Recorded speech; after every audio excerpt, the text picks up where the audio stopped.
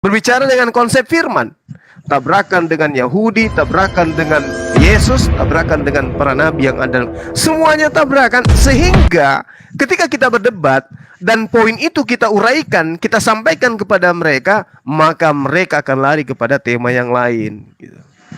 Mereka akan meninggalkan itu. Nah, endingnya kayak macam saya nih, di kick, diblokir, di mute, dikatakan penghujat, dikatakan penista, dikatakan orang yang suka menghina-hina dan seterusnya. Kenapa? Karena pola yang saya bawa adalah vitamin untuk menyehatkan mereka, dan vitaminnya itu saya dapat dari kitab mereka sendiri. Itu yang mereka nggak suka. Contoh, Yesus mengatakan sebelum langit dan bumi, langit lebih sulit, lebih sukar langit dan bumi itu lenyap daripada setitik dari hukum Taurat. Ini berat buat mereka, berat sekali. Berat sekali. Kenapa? Karena Taurat itu jelas-jelas dikatakan dalam kitabnya mereka, Efesus 2 nomor 15, dibatalin berserta dengan segala ketentuan yang ada di dalamnya. Dibatalin. Nah, sehingga berani tidak mereka itu kemudian membahas tentang Lukas 16 nomor 17 itu? Lebih mudah langit dan bumi ini lenyap daripada setitik dari hukum Taurat itu batal. Berani tidak mereka untuk tetap teguh membahas dalil itu? Tentu tidak. Karena di situ kuburan buat mereka gitu loh. Sehingga dikatakan apa? Ambillah Ibrani dari kitab Ibrani, ambillah kitab Roma. Untuk apa? Untuk mengatakan Taurat itu hanya bayangan akan datangnya hukum-hukum yang berikutnya, yaitu hukum kasih.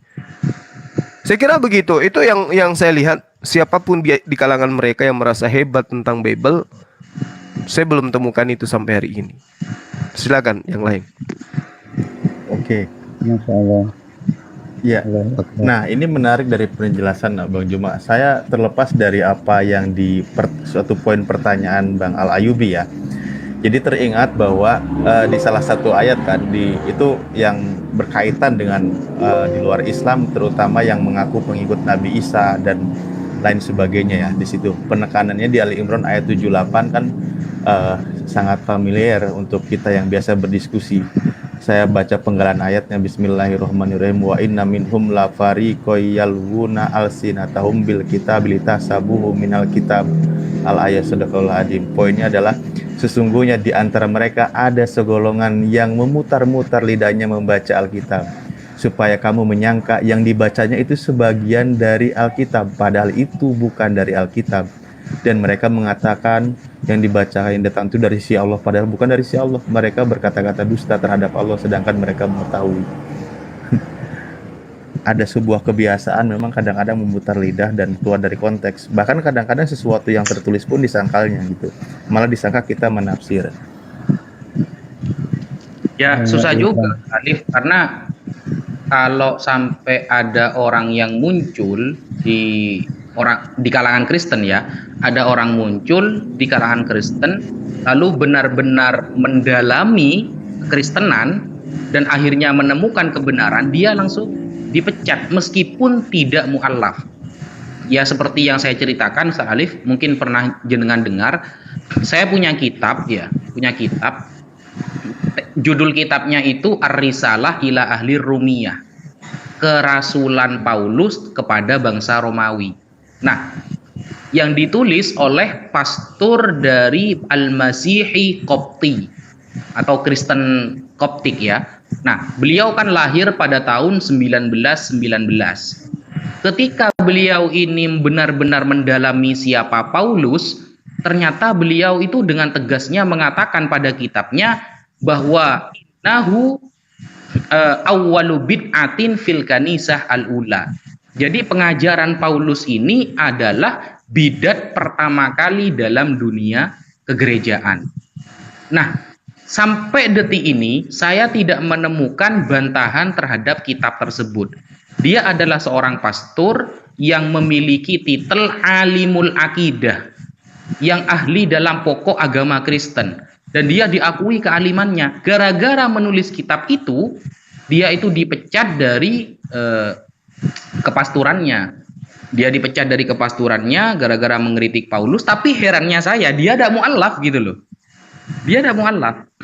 Sehingga apa namanya itu ya, ketika mereka ini disodorkan satu tema, contoh dosa waris seumpama, tidak usah keluar dari tema yang lain ya, khusus dosa waris. Jatuh-jatuhnya setelah mereka gagal menggunakan Roma 5 nomor 12, mereka akan lari kepada Quran, kepada ayat, akhirnya melebar. Itu salah satu ketidakmampuan mereka dalam menjelaskan akidah yang mereka bawa. Gitu. Insya Allah begitu, Ustaz Alif. Iya, iya. Monggo lanjut. Ya, siap, mantap. Terima kasih Ustaz untuk pemaparannya dan penjelasannya. Jadi di sini saya semakin yakin dan semakin insya Allah semakin kuat dalam keimanannya. Saya mohon doanya untuk tetap istiqomah menjalani semua ini. Terus saya semakin yakin akan kualitas. Dari kualitas saya yakin bahwa apa yang panjenengan ucapkan itu saya sudah membuktikan sendiri bahwasanya insya Allah yang panjenengan ucapkan itu semua adalah hikmah.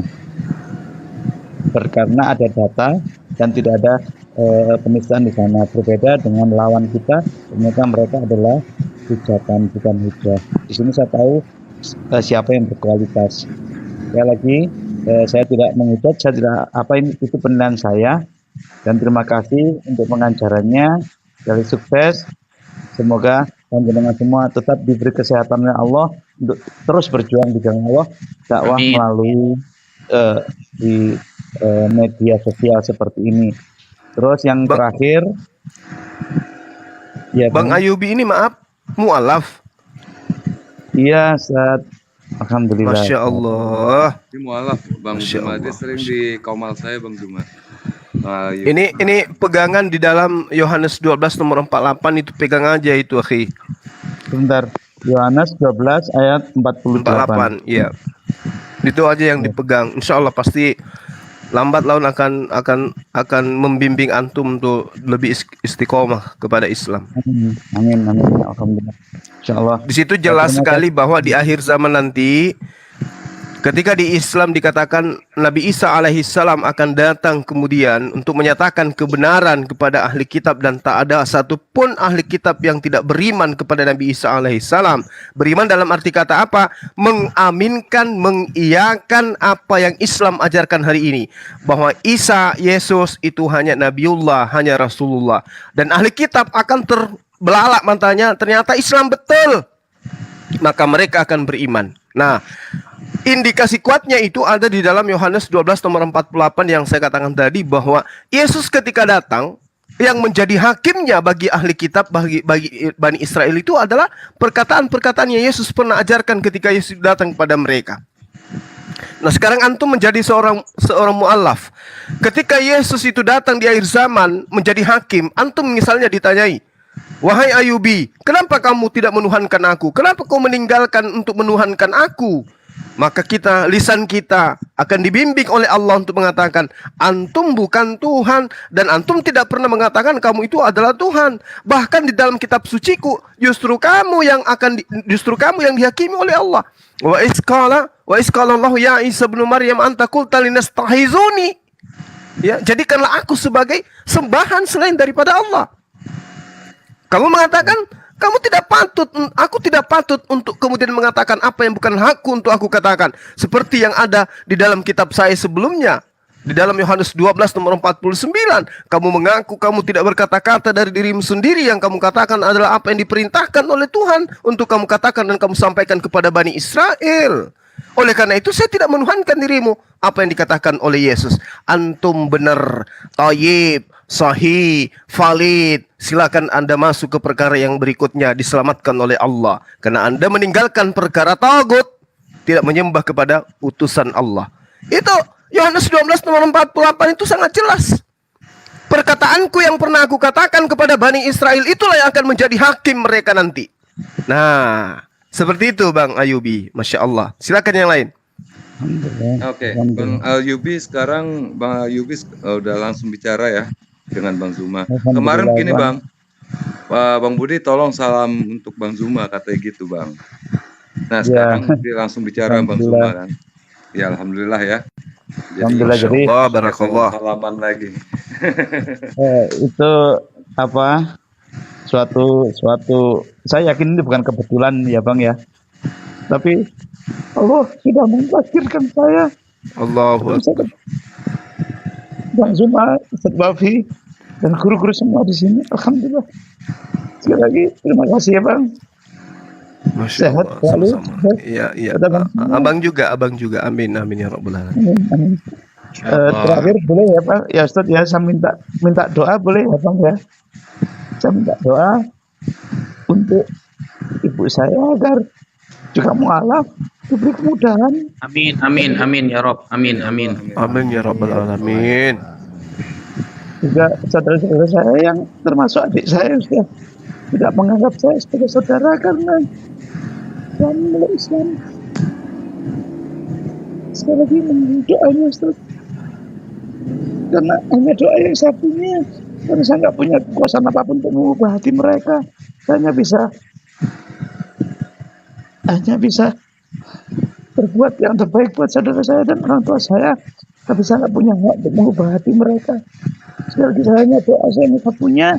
Saya mohon sekali lagi, saya mohon keikhlasan panjenengan untuk membantu dengan doa itu. Sekali lagi saya mohon maaf, mungkin kurang nyaman di room ini karena saya ingat semuanya jadi emosi saya naik. Mohon maaf sekali lagi, mohon maaf. Terima kasih atasnya. Amin ya Rob. Semoga. Amin. Oke, saya nyimak kalau begitu Ustaz. Monggo bisa dinaikkan yang lain. Terima kasih sekali lagi. Barakallahu fikum untuk semuanya. Assalamualaikum warahmatullahi wabarakatuh. Waalaikumsalam warahmatullahi wabarakatuh. Masya Allah. Allahu Akbar. Insya Allah Bang Zuma, kita besok juga mau ngadain ketemuan nge-live-in juga. Satu lagi anak SMA Acung Game. Jadi dia tuh mengikuti ajaran bapaknya, tapi ibunya Muslim, kakaknya Muslim. Jadi di dalam keluarganya itu ada dua kubu Islam ibunya, kubu Kristen bapaknya. Nah bapaknya udah tinggal anaknya yang laki ini yang masih Islam. Masih Kristen sorry. Insya Allah besok kita mau live. Dan sama juga pengen ketemu namanya Bang Zuma tuh yang gimana. Alhamdulillah nih Bang Zuma ini salah satu pendukung nih. Insya Allah ya, pendukung terjadinya dakwah. Suaranya kecil Bang. Ya, mudah-mudahan Bang Zuma ini jadi satu acuan ya, karena banyak orang-orang yang mau masuk Islam itu ingin ketemu dengan Bang Zuma, pengen ngobrol sama Bang Zuma. Salah satu tadi Bang Al-Yubi, dia sering di tempat saya Bang. Alhamdulillah. Ya, Masya Allah. Subhanallah, ini ya Allah Akbar. Oke, saya merinding saya Bang. Berarti ini dong yang punya misi kemudian untuk memurtadkan orang kalah dong ya Bang ya. Makanya saya nggak percaya, tadi nggak percaya. Suaranya aja yang keluar. Makanya saya tanya datanya mana? Tadi Yohanes 8 berapa Bang? Yang suruh jadi pegangan itu, maaf aku tadi lupa nyatet. Apa tuh? Yang tadi pesan di awal itu sama Bang Al Ayubi, Yohanes 8 berapa itu? Yohanes 12 nomor 48. Yohanes 12:48. Oh, yang 12:48 ya aku itu. Oh itu ya. Firman yang akan menghakimi itu ya. Insya Allah, ya. Ya. Herdi sudah dapat berapa domba selama ini? Gak pernah ada sekali. Gak pernah denger itu. Halo, selamat malam Bang Vincent. Assalamualaikum warahmatullahi wabarakatuh. Oh, waalaikumsalam. Bang Vincent ini, waalaikumsalam. Beliau juga mualaf. Nah, salah satunya Bang Zuma. Bang Vincent ini idolanya dari Bang Al Ayubi tadi. Sama Acung Game ya, Bang Vincent ya. Acun Game. Bang, masih belajar dari gurunda dari enggak. Dari Acun Game Bang itu, Zuma. Acun Game. Kalau Bang Vincent itu dia datang, tolong dong panggil Bang Vincent. Nah, ini dia. Ini salah satunya Bang Zuma nih. Insya Allah. Yang mau diketemuin sama Acun Game. Masyaallah. Allahumma sholli wa sallim ala Muhammad. Merinding saya. Ya, gimana ya? Semua itu karena Allah, Bang. Semua itu Allah yang memberi. Sampai hari ini saya juga berpikir dari sekian juta orang yang agamanya bukan Islam, kenapa saya yang dipilih gitu. Itu aja Bang. Jadi semua itu atas rahmatnya Allah, atas pertolongannya Allah. Bahkan kita baru memikirkan konsepnya aja untuk mencari hidayah, itu juga atas pertolongannya Allah. Yang penting hati kita itu sudah terbuka menerima kebenaran itu. Tapi selama kita masih ada ego, hawa nafsu, susah sih. Susah banget untuk menerima kebenaran tuh.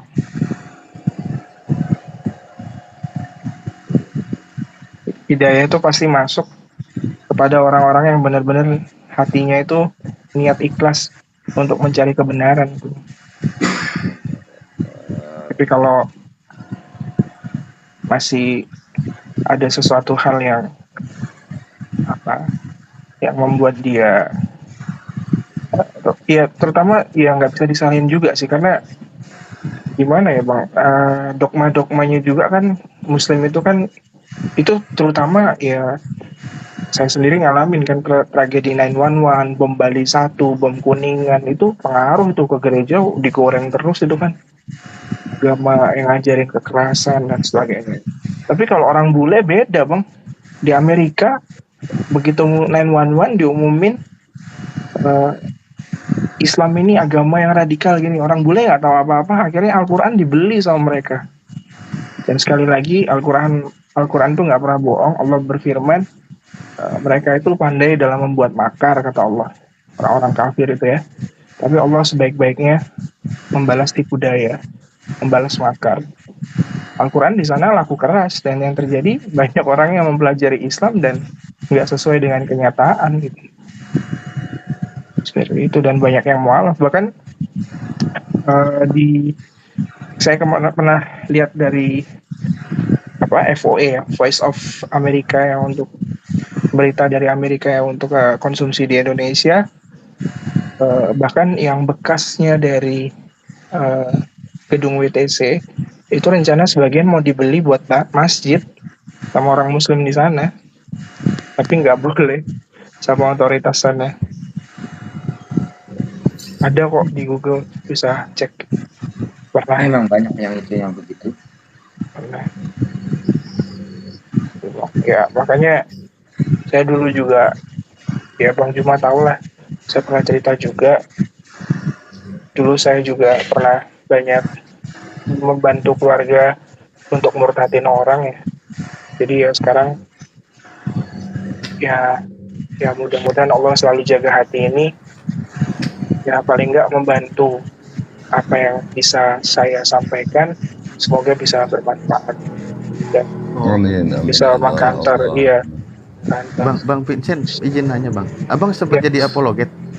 Nggak pernah saya Bang. Saya tuh dulu nggak pernah. Saya tuh dulu tuh cuman bantuin ini aja Bang, bantuin teman-teman MCI ke lapas-lapas itu, anti pemurtadan di lapas. Enggak, sebelum mualaf maksudnya. Oh, kalau sebelum mualaf, kebetulan karena kakek saya pendeta, jadi kayak adik-adiknya Bapak itu masih diakon ya. Jadi ya otomatis mau nggak mau ikut lah Bang. Ke orang-orang yang sakit di rumah sakit, nggak bisa bayar biayanya, ya kita deketin keluarganya gitu. Bahkan yang di Bojonegoro itu ada nenek-nenek berobat sakit nggak sembuh-sembuh, akhirnya pengobatannya dibantuin sama gereja kita, dan meninggalnya dimakamkan secara Kristen Bang. Nah itu saya sampai sekarang kadang merasa dihantuin ya gimana nanti kalau di akhirat mereka berhujah, saya ngebantuin ya itu sih sedihnya di sana sih Bang. Ya tapi kan sudah kalimat la ilaha illallah sudah terucap, asyhadu an la ilaha illallah. Nah itu takdir Bang namanya Bang, takdir. Aku sampai ada poin mau ditanyain malah jadi lupa ini. Lanjut dulu lah. Lanjut. Oh tadi itu apa namanya pengobatan, cuman ada SEK ya. SNK. Syarat dan ketentuan berlaku. Sebenarnya orang-orang yang seperti itu kan ini Bang. Kadang kan di rumah sakit di daerah itu orangnya nggak mampu. Tentu kan belum ada BPJS ya waktu itu ya. Jadi berobat tuh masih susah gitu Bang. Nah, dari situ tuh biasanya sudah ada misionaris-misionaris yang mendata. Orang ini mau gitu, mau dibantu, didekatinnya gampang. Nah, itu nanti mereka kasih data ke gereja. Nanti gereja yang kirim bantuannya gitu. Seperti itu Bang. Jadi nggak gereja langsung turun tangan, itu enggak. Sudah ada orang yang di sana duluan gitu untuk mewartakan Injil gitu. Oh, orang ini gampang kok, orang ini mau kok gitu. Seperti itu. Baru nanti gereja yang nyalurin bantuannya.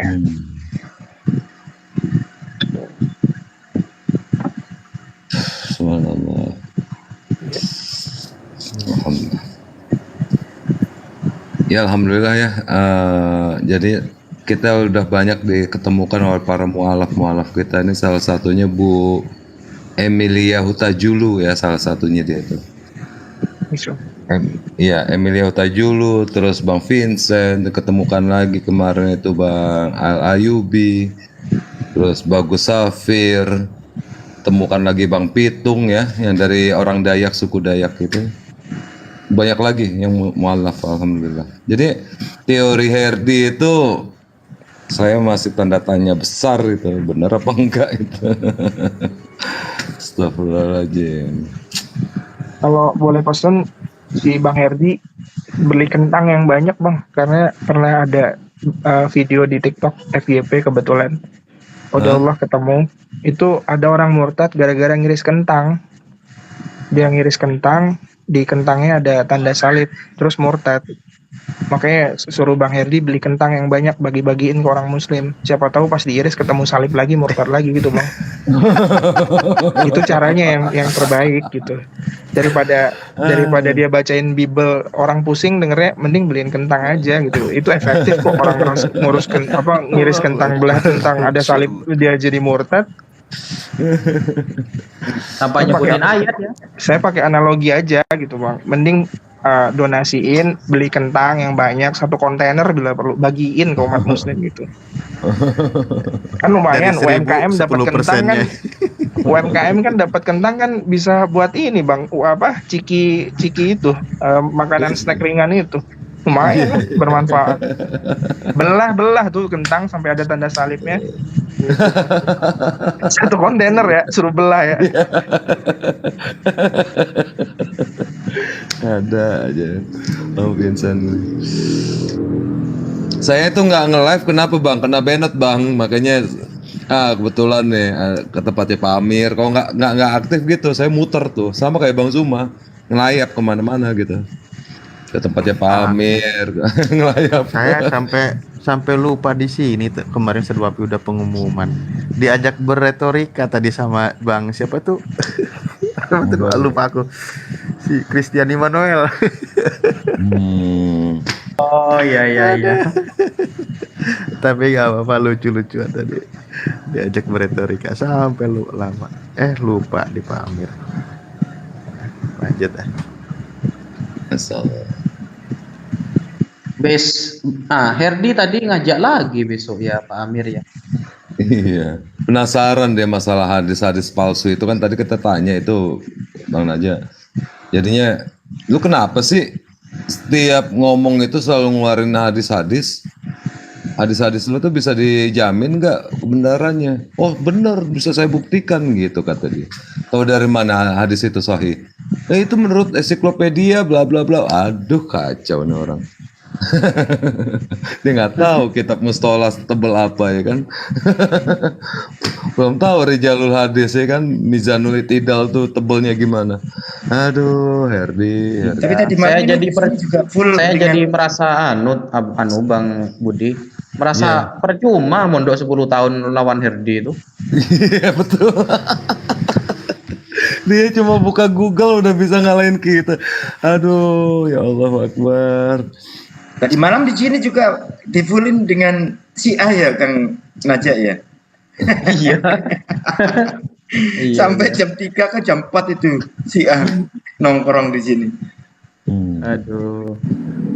Pak Amir live jam berapa? Perasaan sering ditungguin, jarang lah. Tadi malam mulai jam berapa aku itu? Jam 9 atau apa itu? Setelah aku ngaji, kunjuk udah masuk. Ini ada yang mau naik kan? Ini ayam bawa dulu masuk. kalau ini siapa ini yang suruh naik ini? Oh, si ini ya. Imam siapa itu? Immanuel kah? Pegel Apa? juga debat Yang mulu. lain dulu. Oh, Christian. Christian mau masuk, mau naik kah Christian? Ya udah itu siapa? Otak itu Linda pegel. katanya suruh mau naik. Iya, sebentar Kang, Yaudah. Kang Alip ya. Biar Ya, naik saya dulu bawa Kang dulu aja, Christian. nggak apa-apa. Ya. Semua pengen ngobrol sama Bang Zuma nih.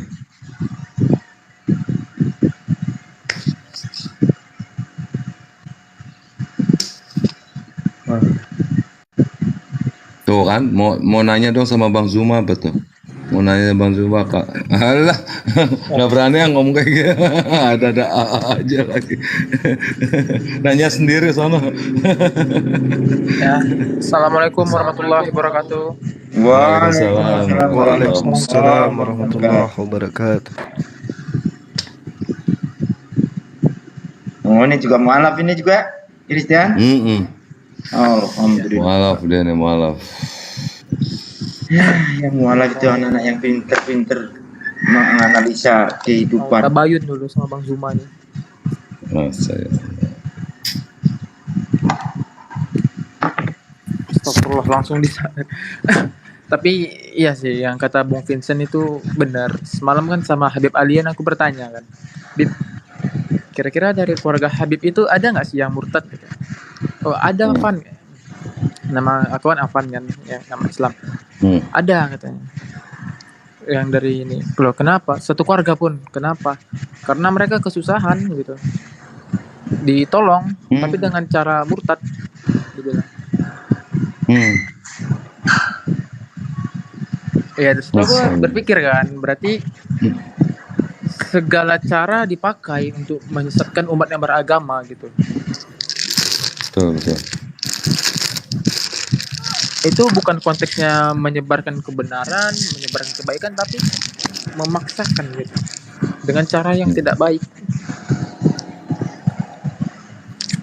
Berarti mereka itu framing berarti ya, yang bilang Islam ini ajaran memaksa, padahal mereka sendiri di lapangan memaksa berarti ya.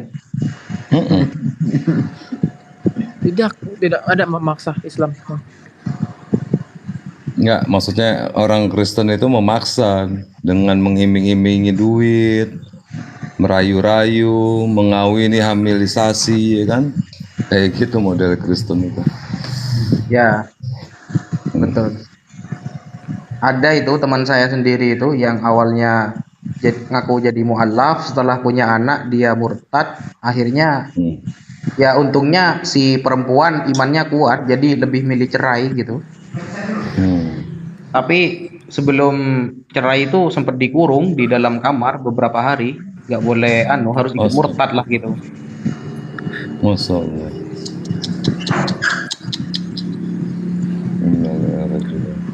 Tapi Bang Zuma, aku nih mau nanya ini tentang Bung Vincent tuh ya. Itu kan sebelum dia mualaf itu ada ikut campur tangan dalam kasus pemurtatan, tapi dengan cara yang tidak benar. Itu ini maksudnya gini ya. Ini saya hanya mengambil contoh saja dari kejadian nyata gitu dari Bung Vincent. Itu apakah ada hukumnya atau impactnya di akhirat nanti? Tapi kan kalau kita mualaf kan kita ini Bu, suci seperti bayi yang baru lahir. Itu gimana Bang Zuma?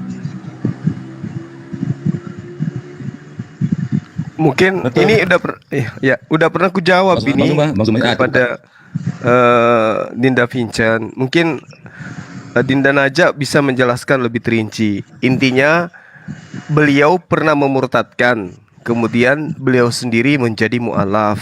Itu gimana hukumnya di hadapan Allah kelak nanti? Wah, nggak masalah. Dinda Najak mungkin bisa menjelaskan. Ya Bang. Iya. Ya. Bismillahirrahmanirrahim. Jadi sejauh apa yang saya baca ya, baik di dalam Al-Quran, hadis ataupun pendapat para ulama, Ketika seseorang itu sudah mu'allaf dan masuk Islam, jadi mu'allaf ini kan istilah dari orang yang memang tidak pernah masuk agama Islam. Beda sama murtad ya. Kalau murtad itu awalnya Islam, keluar lalu masuk lagi. Kalau mu'allaf itu memang kafirun asliyun, kafir asli yang memang tidak pernah menyentuh Islam sama sekali begitu. Nah, sehingga dalam hal ini Rasulullah Shallallahu Alaihi Wasallam menerangkan ya, ketika saat itu ada sahabat Amr. Nah, ketika sahabat Amr itu, dulu sahabat Amr ini bukan hanya semacam memurtadkan, bahkan menjadi musuh Rasulullah Shallallahu Alaihi Wasallam, atau seperti Sayyiduna Umar bin Khattab. Umar bin Khattab. Nah, dulu itu musuh berat Rasulullah itu. Nah, ketika Rasulullah berdoa di malam hari, Allahumma a'izzal Islam bi hadzaini rajulaini, kata Rasulullah. Ya Allah, muliakanlah Islam antara dua orang Umar ya. Yang pertama Umar bin Khattab, yang kedua Umar, salah satu sebutan Abu Jahal. Ternyata Allah memilih Umar, dan ternyata Umar itu dihapus dosanya gitu. Atau kalau kita lihat di dalam kemu'alafannya Amr, itu juga dihapus semua. Jadi memang semuanya sudah terhapus. Umar gitu. karena surah At-Taha ya Pak Ustaz ya. Ya, jadi semuanya dihapus meskipun dia pernah memurtadkan. Seperti itulah contohnya yang pernah membunuh paman Nabi, kan ada yang namanya Wahsy ya. Wahsy itu kan orang yang membunuh Hamzah paman Nabi. Setelah dia masuk Islam, semuanya dihapus oleh Allah dosa-dosanya. Dan ternyata setelah masuk Islam dia membunuh Usailamah Al-Kadzdzab yang mengaku jadi nabi saat itu. Jadi dihapuslah dosanya semuanya, gitu gampangannya Bang Christian. Umar itu kalau mau tahu lagi, dia tuh membunuh anak kandungnya loh. Bukannya memurtadkan lagi, anak kandungnya dibunuh, yang perempuan. Kalau mau tahu sejarahnya. Kebetulan saya memang fans berat sama Umar, tapi tidak memuliakan dia seperti Nabi Muhammad ya. Saya dengan keberatan saya fans juga. Dan setelah menjadi khalifah, Umar juga membunuh anaknya setelah menjadi khalifah loh. Jadi jangan dikira Umar ini membunuh anak sebelum masuk Islam aja. Setelah masuk Islam jadi khalifah, dia itu pernah membunuh anaknya yang bernama Abdurrahman Al-Ausad. Jadi Abdurrahman Al-Ausad itu pernah mabuk. Setelah mabuk dia itu berzina dengan seorang perempuan. Nah, karena Abdurrahman Al-Ausad ini belum pernah menikah, maka hukumannya kan dicambuk 100 kali. Saat itu yang menjadi, kalau sekarang di sini wali kota ya. Waktu itu salah satu sahabat yang jadi wali kota tidak setuju kalau Abdurrahman Al-Ausad ini dihukum di depan umum. Karena anaknya presiden, masa anak presiden mau dihukum secara umum? Langsung dimarahi oleh Sayyidina Umar. Jangankan anak presiden, saya pun kalau melakukan dosa maka harus dihukum seadil-adilnya, kata Sayyidina Umar. Maka saat itu Abdurrahman Al-Ausad langsung diseret sama Sayyidina Umar di depan umum, lalu dicambuk. Nah, ketika cambukan yang nomor 50, istri Sayyidina Umar mengatakan, "Ya Umar, dzalika ibnuk." Wahai Umar, ingatlah itu anak kamu. Besoklah lagi 50-nya, jangan sekarang semua 100. Apa jawaban Sayyidina Umar? Sebagaimana dia tidak tidak menunda-nunda kemaksiatannya, maka saya pun tidak akan pernah menunda hukumannya, kata Sayyidina Umar. Akhirnya dicambukkan ke 100. Abdurrahman Al-Ausad meninggal, dan saat itu Sayyidina Umar menangis dan mengatakan kepada putranya itu, semoga Allah mengampuni dosamu wahai anakku, begitu. Tapi hukum rajam dunia itu sudah menembus dosa kita atau tidak tuh Pak? Iya, Sudah ya Pak. Karena ini kan bentuk taubatnya tuh. Bentuk pertaubatan dan ininya kan dicambuk itu, semuanya dicambuk, itu bentuk pertaubatan. Ya, jangan ngomong keadilan kalau sama Umar, adil beneran dia itu. Ya, saya benar-benar suka sih sama Umar ini. Ya, dulu juga pernah ketika saya ditanya oleh Dinda Vincent ini ya terkait dengan apa yang senantiasa membuat beliau sedih gitu. Karena dia mempertanyakan posisinya di hadapan Allah, mengingat dulu pernah dia memurtadkan orang. Nah, kalau Al-Quran itu kan sudah menjelaskan kepada kita ya. Qul ya ibadiyalladzi asrafu ala anfusihim. Perintahnya kemudian, jangan kamu berputus asa dari rahmat Allah. Sesungguhnya Allah mengampuni dosa-dosa semuanya. Sungguh dialah yang maha pengampun lagi maha penyayang. Lalu Allah mengatakan, wa anibu ya ila rabbikum. Allah menjelaskan itu, kembalilah kamu kepada Tuhanmu dan berserah dirilah kepadanya sebelum datang azab kepadamu, kemudian kamu tidak dapat ditolong. Jadi saudara tidak perlu lagi kemudian mengatakan hal bahwa wah ini akibatnya saya gitu, karena saudara sudah melakukan pertobatan yang sangat-sangat luar biasa. Mengingat ketika acap kali saudara Vincent ini membahas tentang itu, dia selalu bersedih ya, dia selalu bersedih. Nah, dalil ini sudah cukup sebenarnya. Katakanlah wahai hamba-hambaku yang melampaui batas terhadap diri mereka sendiri, janganlah kamu berputus asa dari rahmat Allah. Sesungguhnya Allah mengampuni dosa-dosa semuanya. Ya, jadi tidak perlu dibebani ya, membebani hal itu terhadap antum. Nah, sekarang itu adalah ujian bagi yang sudah murtad tadi. Itu ujian bagi dia. Apakah dia kemudian itu mampu kemudian menjalani ujian itu ya, atau dianya akan mati dalam kekufuran. Dan Allah sudah tahu seperti apa kemudian akhir daripada kehidupan kita ini, Allah sudah tahu. Makanya kalau kita lihat di dalam Al-Quran itu ya, hadits yang sering dibawa oleh Herdi bahwa menjadi penebus kita itu adalah orang Nasara dan orang Yahudi, itu sebenarnya dalil yang sangat-sangat relevan dengan Al-Quranul Karim yang menjelaskan bahwasanya orang yang mendapatkan surga dilipat gandakan surganya. Begitu juga orang yang masuk ke neraka akan dilipat gandakan siksaannya di dalam. Artinya bahwa ketika manusia itu dicipta di atas muka bumi ini, itu sudah ada coupling di surga dan juga ada coupling di neraka. Jadi kalau misalnya kita itu di dalam kehidupan kita tuh menjalankan sesuatu yang terindikasi sebagai umat yang saleh, umat yang beriman, mukmin, maka kita akan masuk ke dalam surga.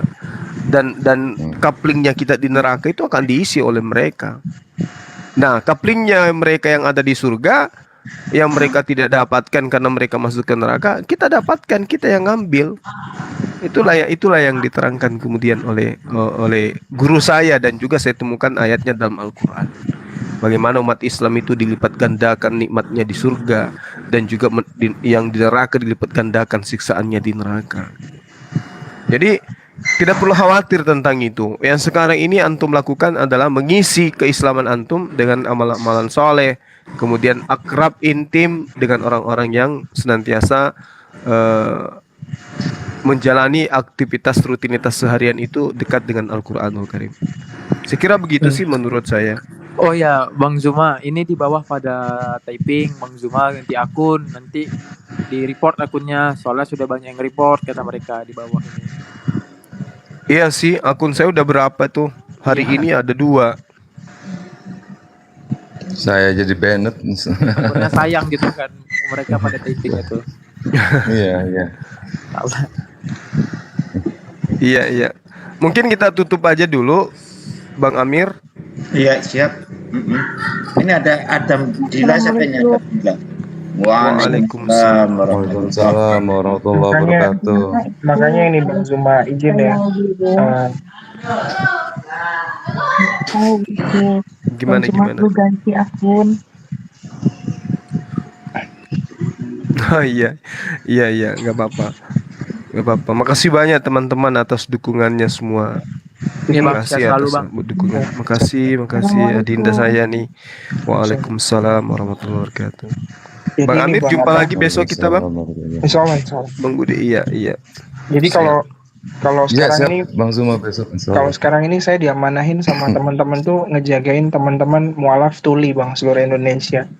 Ya doakan aja mudah-mudahan Amin ya Rabbal alamin. Amin. mudah-mudahan bisa terus ngebimbing mereka, dan kadang juga Amin.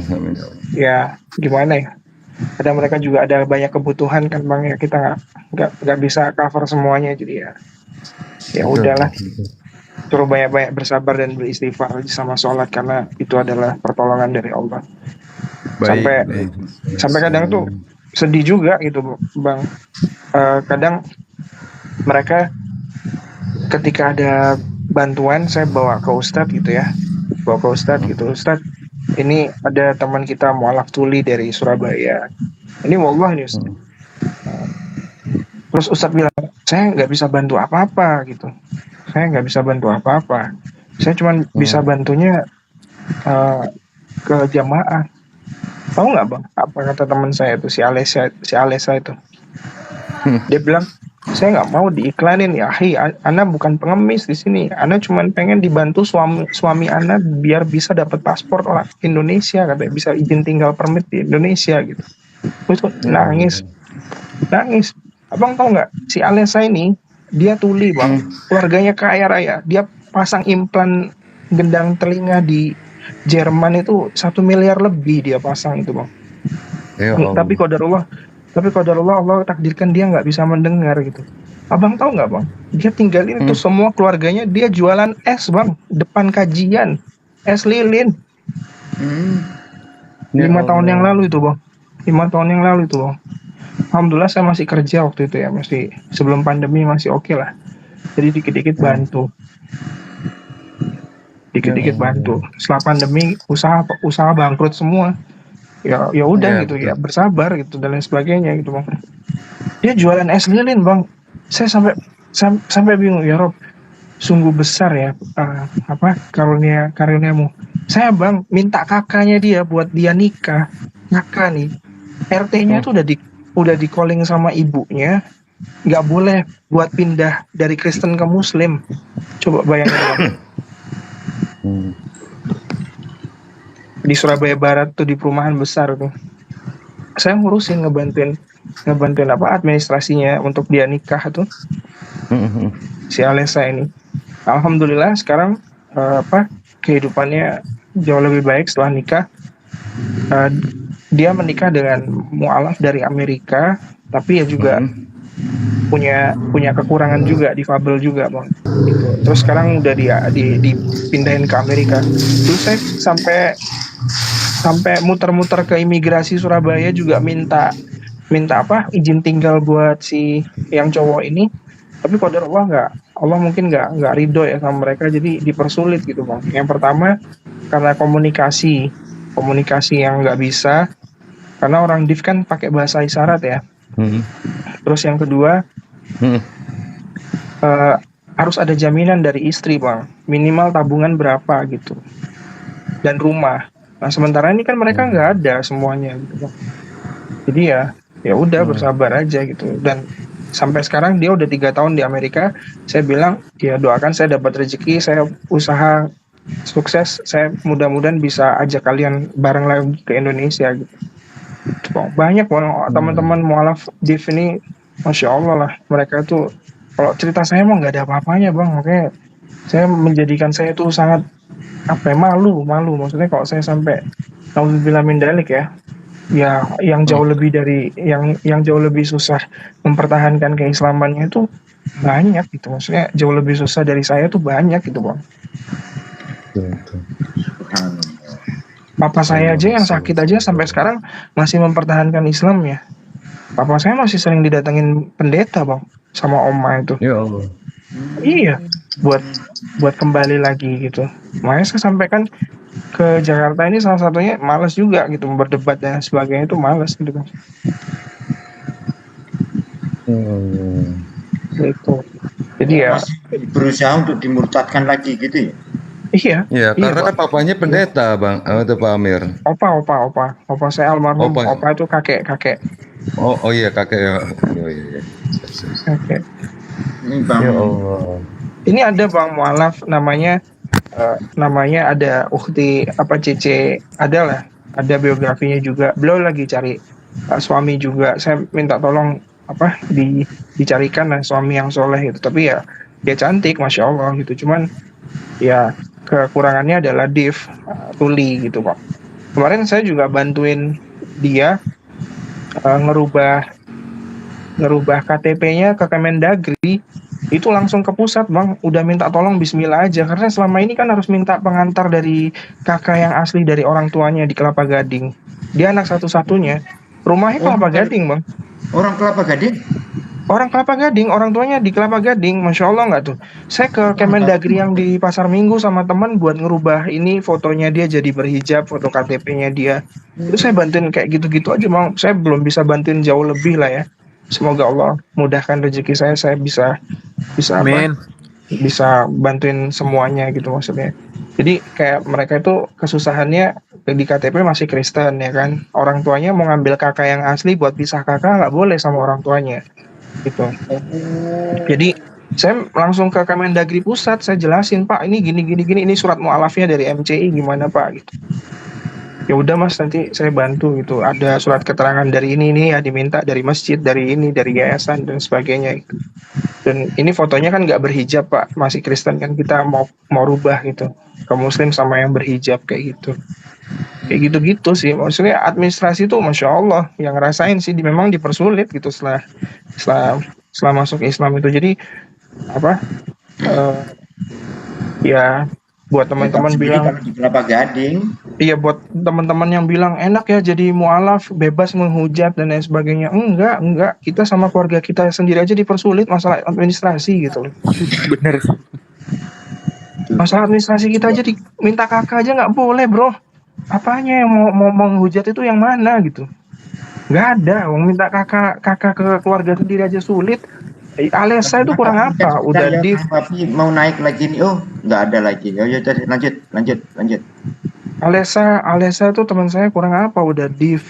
Ya kan saya sampai minta baik-baik ke RT-nya di Surabaya, Pak, ini tolong Pak dibantu. Iya, saya udah dititipin sama ibunya dari Cece ini, nggak boleh, nanti saya dimarahin sebagainya, orang tuanya nggak ngasih izin. Coba Pak, mau ngamuk salah, mau viralin salah, nanti aduh ya Kohani waktu itu juga di Jakarta juga nggak bisa ke Surabaya, ya udahlah bismillah apa aja lah di Surabaya, kenal akhirnya Allah permudah sambil berdoa. Itu sabar, intinya sabar dan sholat, karena itu sebagai penolong, nggak ada lagi. Jangan berharap sama manusia, karena nanti sakit. Karena Allah itu mengajarkan tauhid itu, yaitu salah satunya adalah berharap semuanya kepada Allah Subhanahu wa ta'ala. Memang ya sekali lagi yang berbicara ini nggak lebih baik ya, karena masih ngejalaninnya susah banget. Kita tuh lebih mudah percaya sama sales asuransi. Bila mana, bagaimana, apabila terjadi nanti suatu hari nanti Bapak masuk rumah sakit ini di cover ini. Tapi janjinya Allah, kita kadang-kadang masih 50-50 lah. Kalau kita membelanjakan harta di jalan Allah, misalnya Allah akan ganti, itu orang masih 50-50. Tapi kalau ketika orang itu ditawarin asuransi, ya mereka masih percaya gitu. Betul sekali, karena ya itulah hijabnya dengan ininya syaitan itu lebih kuat, godaan syaitannya itu, karena manusia kan ditutupi oleh itu. Iya. Agama mana Pak, orang dilahirkan dari keluarga yang nggak ada satupun memeluk agama Islam, dia tuli, ya tunarungu, dia nggak bisa dengar azan aja nggak tahu dia, Islam aja nggak pernah denger dia, tapi Allah beri hidayah loh sampai dia ninggalin keluarganya, sampai kabur ke tempatnya Kohani, ke Muslim apa waktu itu Mualaf Center Cibubur ya. Iya. Iya Cibubur, ke sana tanya sama Kohani, namanya Alesa.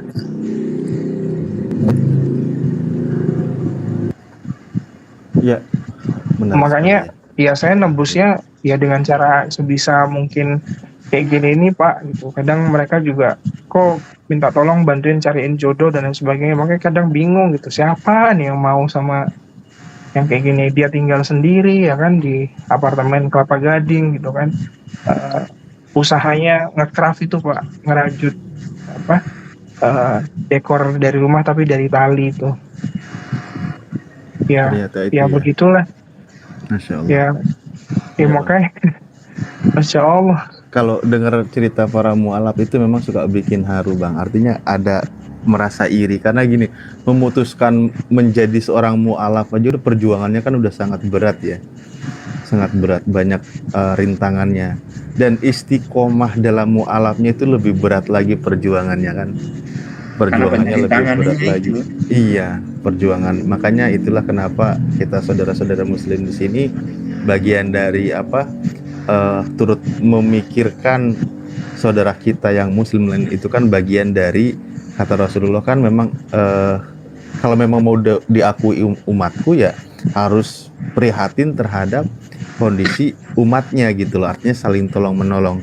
Jadi aku juga di sini sebagai salah satu saksi kebaikan dari gurunda kita di sini Bang Juma ya. Dari tadi saya kan menyimak, sebenarnya terharu begitu banyak prihatinnya sama gurunda kita ini, sama Bang Juma, sehingga begitu banyak yang mengingatkan. Saya juga terharu di situ karena saya paling tidak sedikit banyaknya paham perjuangan abang kita ini kan. Kalau masalah teror atau apapun beliau sudah banyak lalui rintangan seperti itu.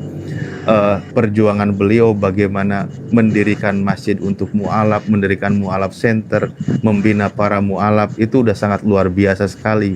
Bukan hanya pengorbanan waktu, tetapi juga materi. Makanya perjuangan beliau Masya Allah luar biasa gitu. Dan ini memang kawan-kawan, makanya ketika yang di luar Islam ya banyak yang nyinyir atau apa gitu, yaitu biarlah mereka yang tidak tahu gitu. Makanya dari tadi pun begitu istilahnya sigap sekali kawan-kawan kita, saudara-saudara kita mengingatkan abang kita ini karena mungkin ada begitu banyak informasi yang masuk gitu kan, luar biasa, Masya Allah. Makanya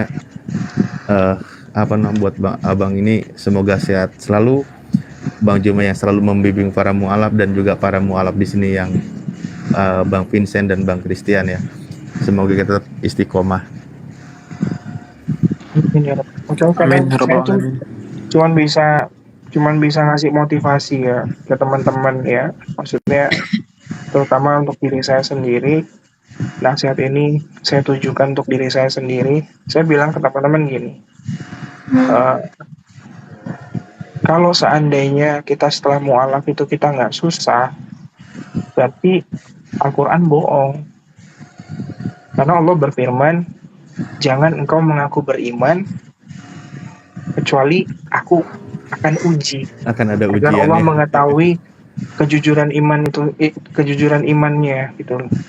Allah akan uji dengan sedikit rasa takut, sedikit rasa sakit, sedikit buah-buahan dan sebagainya gitu. Jadi ya kalau seandainya kita masuk Islam dan nggak ada ujiannya, ya berarti Allah bohong gitu. Ngapain juga gitu, hari ini juga kita lebih baik tinggalin Al-Quran aja gitu, nggak usah beriman sama Allah gitu. Itu buktinya nggak terjadi sama diri kita gitu. Dan apapun yang terjadi, jangan pernah lompat dari Islam gitu. Apapun yang terjadi, karena apa? Karena Allah cuma minta sabar itu sebentar. Kita nggak tahu 5 menit lagi apa yang terjadi sama diri kita, 10 menit lagi, tahun depan, minggu depan. Nggak, sabarnya cuma sampai itu aja gitu. Itu aja Bang. Bisa dimudahkan jawab pertanyaannya malaikat man rabbuka aja udah Masya Allah tabarakallah gitu. Itu semoga Allah ridho sama amalan-amalan abang-abang semua di sini, sehingga kita dimudahkan untuk menjawab semua pertanyaannya Allah, dan kita dimudahkan bertemu Rasulullah SAW di telaganya nanti sampai masuk ke dalam surga bareng-bareng, insya Allah. Amin. Amin. Jadi ya seperti itu Bang. Gimana ya? Karena saya udah nikah, alhamdulillah. Ya jadi sekarang ya kebagi sama keluarga. Kalau dulu sih all out gitu, sering ke lapas Gunung Sindur, ketemu sama Gayus Tambunan, ketemu sama Rian Jombang. Itu Rian Jombang kita rukiah Bang, sampai sembuh, dia pengen nikah dia. Jagal dari Jombang itu. Saya ada fotonya sama dia itu di lapas kelas A, dia terpidana hukuman mati. Di lapas Gunung Sindur tuh banyak Bang yang dimurtadin orang tuh banyak itu. Kenapa ya? Mereka aib lah buat keluarga, makanya mereka nggak dijenguk. Mereka putus asa karena keluarganya nggak jenguk kan. Mereka melakukan satu kesalahan yang membuat keluarga itu jadi aib gitu. Gitu kan. Datanglah misionaris ke sana, nawarin makanan yang paling mewah di penjara itu Indomie Bang. Satu bungkus Indomie itu kuahnya dibanyakin bisa dimakan 4 sampai 5 6 orang.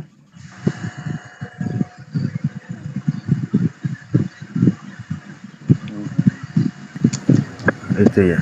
Jadi mencari yang sedang kondisinya tertentu lah ya. Saya nggak bisa. Betul.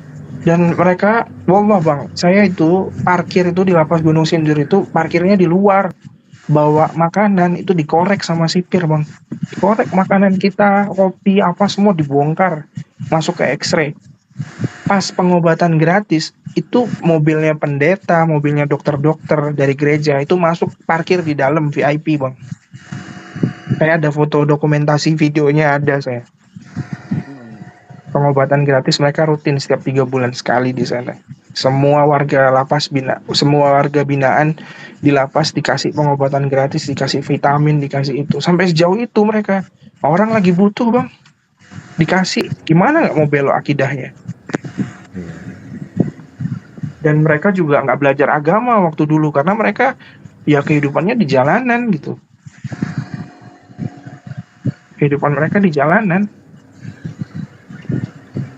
Awal-awal sih dulu yang babat alas ya Ko Steven sama Ko Hani gitu. Kita tinggal ngelanjutin ya. Semoga Allah juga jaga kebaikan-kebaikannya, Allah terima dan ampuni dosa-dosa Ko Steven juga.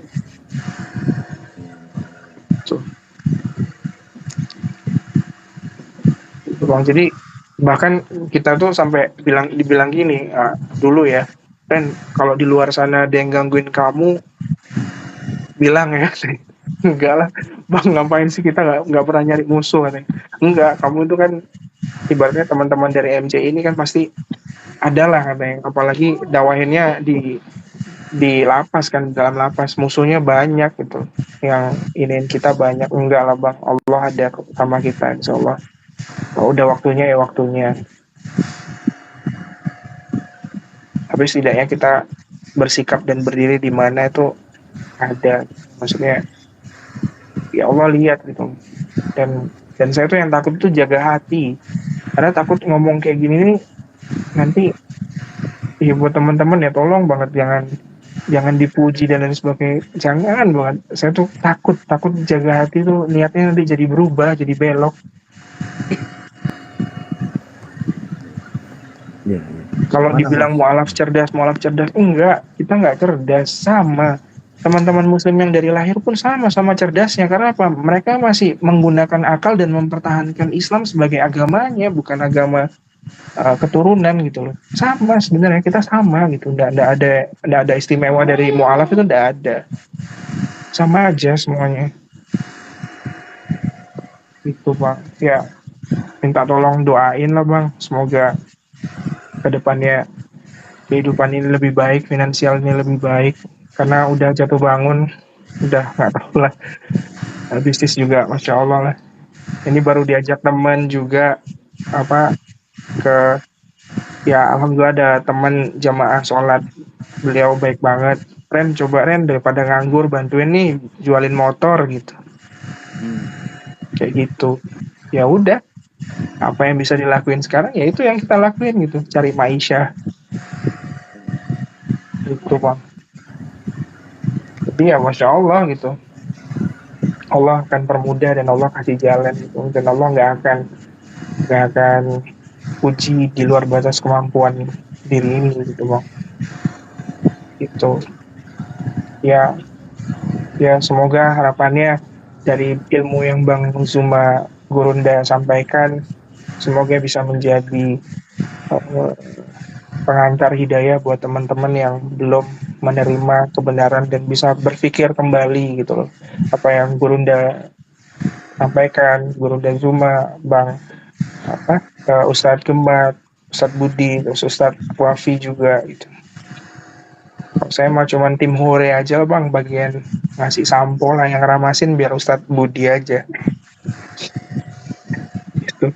Sama Pak Amirli juga udah difasilitasin ya, semoga Allah ridho dan Allah tetapkan jadi pahala. Ya biar tahu nih Ustadz Alif itu tukang ramasin tuh. Saya mah tukang tepuk tangan di bawah, Bang Budi. Ini hostnya kemana ini? Kita ini semuanya ini nggak ada yang lebih pinter, nggak ada yang bodoh. Tapi yang lebih pinter sebenarnya itu orang mualaf. Itu jaminan dari Allah. Ya, tapi itu kita tahu banyak yang request tuh, Bang Christian minta berbagi pengalamannya katanya tuh. Atau mungkin Bang Juma dulu mau speak up beberapa kata dulu. Enggak, ini ada Bang Christian, ada yang diminta untuk iya, Bang Christian berbagi kisah katanya. Boleh. Ya. Oke. Izin saya bicara. Saya ini tipikal orang yang memang suka membaca ya. Memang saya penggemar filsuf dari dulu. Nah, saya hidup sudah 28 tahun dan saya terlahir dari Protestan, Gereja Batak Karo Indonesia, keluarga Batak Melayu, ada keturunan Chinese juga.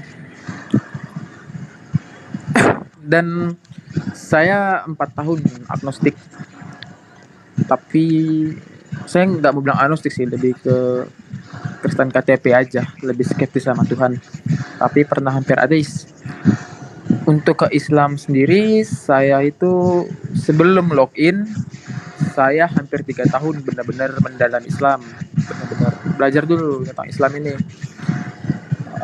Mohon maaf, awalnya saya mengenal Islam ini dari kebencian.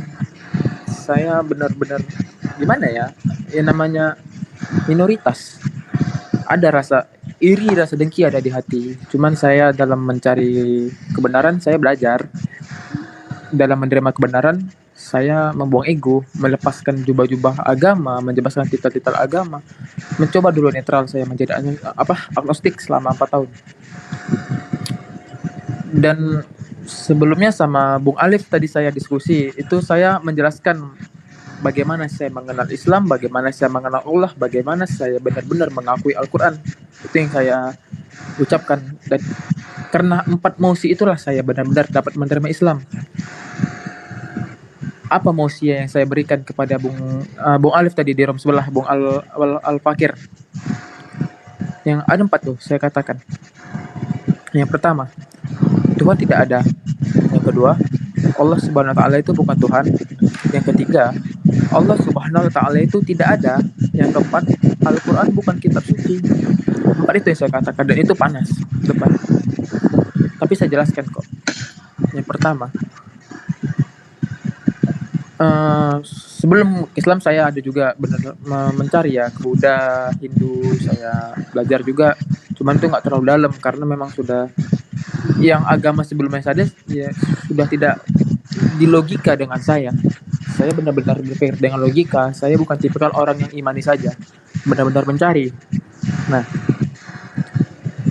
jadi Tuhan, saya benar-benar memahami apa sih itu Tuhan. Dan agama di dunia itu ada 3.200-an, hampir 4.000 bahkan. Bahkan satu agama itu ada yang Tuhannya 2, ada Tuhannya 3. Bahkan ada loh yang 100 Tuhan dan satu agama itu. Ada. Banyak Tuhan. saya cari Tuhan mana sih yang paling benar gitu. Tuhan mana? Saya nggak mencari di agamanya dulu karena masing-masing agama ada kitab suci. Perlu berapa abad saya untuk benar-benar mencari semua agama itu. Ada 3.200 secara yang terdata ke Tuhan. Saya nggak temukan. Nah, saya mendalami Islam. Dan di situ yang saya pahami bahwa Allah Subhanahu wa taala itu bukan Tuhan. Karena Tuhan itu adalah ciptaan manusia, karangan manusia. Hanya fiksi dari manusia, tetapi menjadi logical fallacy yang dimana karena terus diucapkan, terus dibahas, itu menjadi kepercayaan, mungkin kenyataan meskipun tidak ada. Sama seperti kasusnya Dewa Zeus, Dewa Poseidon, Ares, itu kayak petir badai itu Dewa Zeus. Saat terjadi badai, tsunami, Dewa Poseidon sedang marah. Atau saat kita lagi gak ada rezeki, oh Dewi Fortuna tidak memberkati.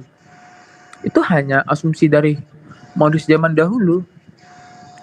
Tapi coba bayangkan bagaimana Ibrahim dapat mencari Allah di antara para orang-orang menyembah berhala, para Raja Namrud. Nah, saat ini ya, saya menyebarkan agama Islam meskipun saya masih baru, yaitu dengan berpikir, dengan bernalar. Saya nggak langsung mengatakan agama ada salah, tidak. Ya saya buat dulu dia menjadi netral. Atau bahasa ini mungkin lebih ke ateis. Sehingga ketika dia sudah kosong, ya baru kita kasih tahu, nah begini. Karena saya lebih memahami bagaimana menerima kebenaran itu. Karena saya sudah mengalami, saya orang yang berpikir dulu mental block. Makanya ketika saya melihat teman-teman Kristen, Katolik di room debat ini yang keras kepala, itu seperti saya melihat diri saya 10 tahun yang lalu gitu, keras kepala. Tapi saya mau belajar, saya mau gitu. Saya memang orangnya kepoan. Nah, jadi di sini dalam saya mengenal Allah, Allah itu bukan Tuhan karena apa? Tuhan itu ciptaan manusia. Allah itu nggak bisa disekutukan dengan para Tuhan ini. Allah itu nggak serendah itu. Karena Allah itu maha, that is maha, Rabb, ilah ya. Dia, kalau Tuhan banyak. Tapi maaf, bagi saya tidak menyekutukan Allah, tidak menyamakan Allah, tidak membanding-bandingkan Allah dengan para Tuhan-Tuhan yang ada di dunia ini. Nah, Mukhalafatul khawatif. ya, makanya saya benar-benar nggak menganggap Allah itu Tuhan, lebih dari Tuhan itu sendiri. Andai kata 1000 Tuhan dijajarkan, Allah jauh di atas itu. Nah, didiksikan lagi, Allah itu tidak ada. Ada itu adanya, kata ada, pasti adanya akhir.